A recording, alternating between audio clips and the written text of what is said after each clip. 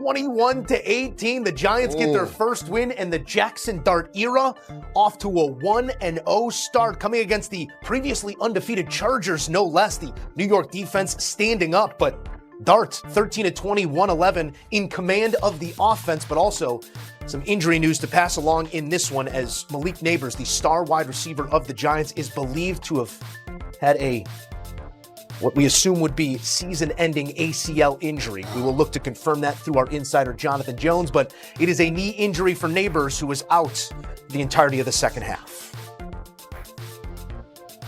Back in studio, do so much to dive into coming out of this one. Jackson Dart, obviously a headline on the marquee coming into this game. So let's start there. The numbers, they don't dazzle, but the aura, the moxie was, it was there. Something that this team needed, and it looked like it bled over to that defensive side of the ball as well. How do you grade out Dart here in his first go?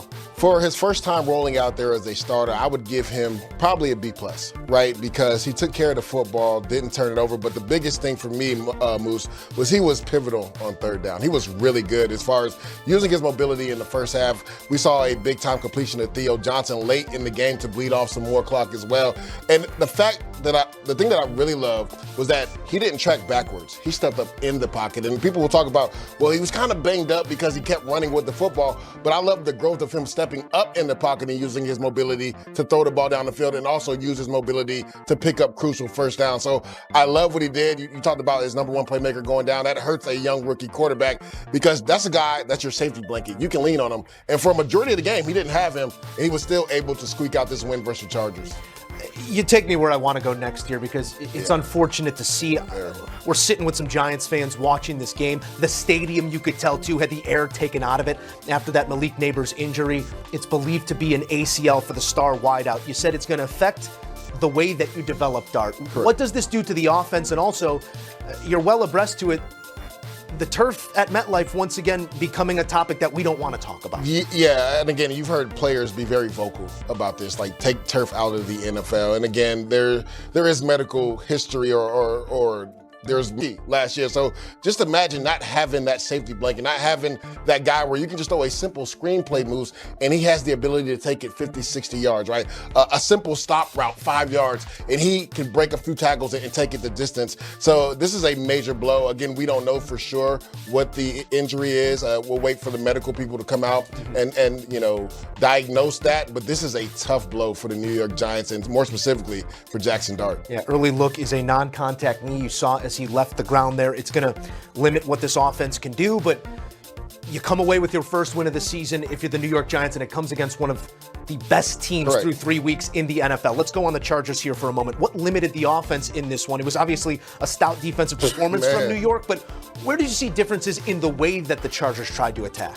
To me, it came down to the Giants' defensive line living up to what we thought they were going to be for the entire season. Like the first couple of weeks, everybody was touting this defensive line, including me, as the best defensive line in football, but we hadn't seen it. Well, we saw Big Sexy Dexy with an interception early in this game. We saw Abdul Carter get a sack. We saw Brian Burns at the end of the game essentially come and close out the game with a sack. We saw Kayvon Thibodeau constantly get pressure. So to me, the defensive line really took over, but also those young defensive backs played hard. Drew Phillips, he might be one of the best slot corners in football. He's played really well this year. Nobody's talking about him because the Giants have been losing games, but he had some big time plays. That interception that really turned the game over. The Giants go on to score, take the lead, to extend the lead in that game. So I really love what the defensive line specifically did from the Giants, but I love what them young corners, how those young corners competed in the back end. Coachable moments here for Coach Harbaugh, I'm sure, in a road loss against the Giants. Let's finish with a thought here on New York, because it's a fan base that's looking for something to celebrate. You have the hope of a young quarterback in Jackson Dart starting 1-0. You're going to want to see more. You're going to want to see the development. But I want you to write an open letter to Giants fans right now. How should they feel after all that this day had?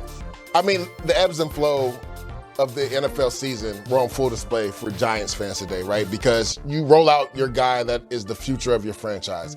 He gets you a big-time win on the national stage, and then you lose your top playmaker on offense. I would say this, you can live in solace knowing that you have your guy at quarterback. Now, again, it's only one game, Moose, but I love the way he played with poise. I think that's the biggest thing for a young quarterback. going out and playing with poise. He never seemed like he was under pressure. Even when there was pressure, he never seemed flustered out there. And again, I talked about the development and the growth of him stepping up in the pocket and not drifting backwards. You see so many young quarterbacks drift backwards, throw off their back foot. We didn't see any of that from Jackson Dart. Now again, it hurts because he doesn't have his number one playmaker, but you have to love how your young quarterback went out there, competed, was banged up, clearly wasn't 100%, but continued to compete. Dealing with a hamstring in the midst of this one, also was looked over by the independent neurologist for what was a knee to the head, came back in this game. He is a gamer. I know the intangibles, the unmeasurables, but Jackson Dart certainly has much of that, and he has his first career NFL victory. Get all the love, but it's the RB giving you something to love in this one. No question. Bijan, 50 rushing yards, 100 receiving yards, or more, obviously, in a single game in Falcons franchise history. First since 2001, as Bijan goes for 181 all-purpose. Back in studio, Joe Musso alongside Lige Douzable. And Duz, this is the type of stuff that we've come to expect out of Bijan, but that does not take away the amazement we should have for it, because there's expectation for a player, and then there's exceeding it on all accounts. What do you make of the performance today? Moose, he makes it look easy at times. You talked about it, easy runner on the outside. I love Michael Penix understanding what the Commanders were doing defensively. Got some blitzes, right? You got one-on-one with Bobby Wagner. Your running back's going to win that 10 out of 10 times. Just put it out there. And it seems like he's jogging at times when he's out there on the field.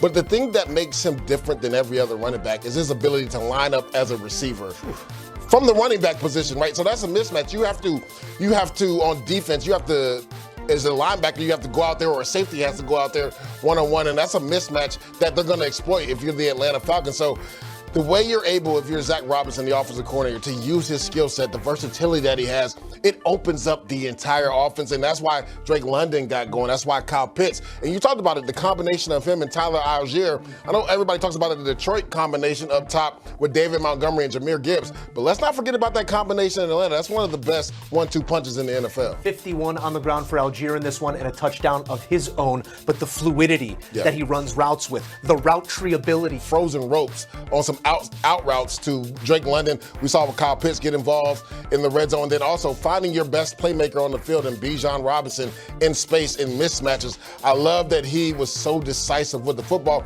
And then even showed a little bit of mobility. We were upstairs watching it move on a pivotal third down when the Commanders were trying to make a comeback. He's able to make a few defenders miss and pick up a crucial first down to bleed some more clock. So I love how the young man responded today. 20 of 26 for 313, 2 touchdowns, and as you said, some big plays and big moments. Not much to nitpick there for Penix, who bounces back off that 30-0 loss with a big offensive performance here in a win. A quick thought here on the Commanders, because we can't really deduce what they are or what they're going to be until the guy is back. But in his absence, we're still comparing this team to what they were a year ago in their makeup around what a quarterback's going to be. How do you compare the way they exceeded expectations last year and maybe the effort that they're meeting this year with? And that's the thing, right? When you have those expectations and you supersede them, now the floor or the ceiling is risen, right? And now they don't have Jaden Daniels. He's not out there. Marcus Mariota was able to lead them to a victory. He tried to come back and lead them to victory today, but it's a lot different when Jaden Daniels is in there. Also,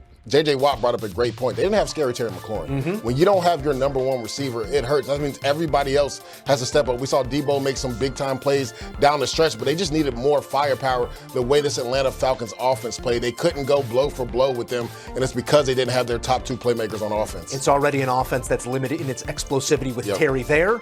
In his absence,